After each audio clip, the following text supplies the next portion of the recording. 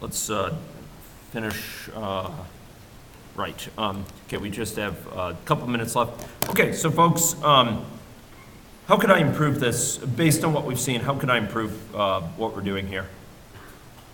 Give me a suggestion. If I give this to you on a lab or on an exam, what would you do?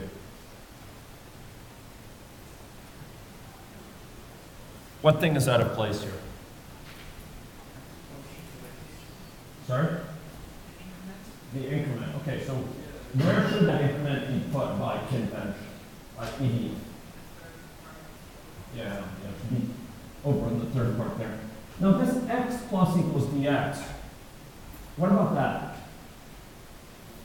It wouldn't be in the body. It's nothing to do with the iterated variable. It's something to do with k. So ladies and gentlemen, that's something which should be placed in the body. And the body should be placed in brackets. Okay. Now, in general, it's a good thing to put bodies in brackets. People in the hallway I didn't think about that today, but it's a good thing to put bodies of loops in languages like C within brackets, these curly brackets. Okay. If you don't have curly brackets around it, suppose when is that not needed? When do you not need a curly bracket?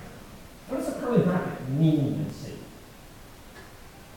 It's a so-called compound statement that contains a set of statements.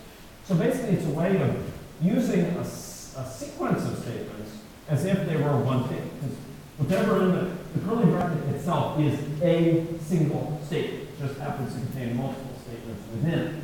It's a block. Okay? Now, if you have something like a for or an if, where do you need the curly brackets around this? You have a sequence of things to do, a set of statements to go within it that are in sequence. Now, you're not required to have the braces are not something per se about for them. They are part of the statement within it. However, leaving braces out instead of putting them in routinely is vulnerable, because if you just have one thing here, it can be very easily, if these were left out when we had the scanner, if we had that without any brackets, we could very easily say, put this there, thinking it's going to work because it's nicely indented and so on. And we ignore the fact there's no braces around it. And we get clobbered on the side of the head when it doesn't work. Why is this dangerous? If we flatten our code, why is that dangerous? Exactly. It's not working as we intended. It's not working as, that doesn't have the meaning we intended. We wanted x plus equals dx, this increment of x by this amount of dx. We wanted that to occur every iteration of the loop. If we have this, it couldn't care less that it's indented. It's going to occur after the loop is finished. And that's not what we want. So, in general, it's good to put brackets around these things in case you go to expand them.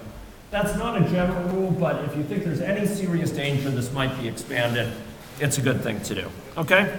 And I'll just show one final thing you can look at here. There's a case I'll be posting which goes from another nested if to a case where we can put it in a sort of common form to a case where we can put it like this.